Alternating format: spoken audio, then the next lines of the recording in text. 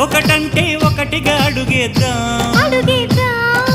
రెండంటే రెండు గుండెలను ముడిపెడదాం, మూడంటే మూడు ముళ్ళేసి ఆ తర్వాత నాలుగు కాలాల పాటు కలిసుందాం.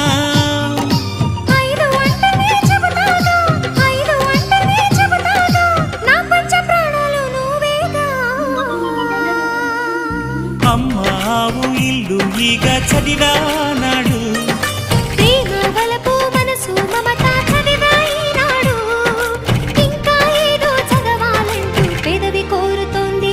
భలేగా కొత్త చదువు చదువు, ఇలా నా ముద్దు కవిత చదువు, చెలి మురిపాల కథలు చదువు.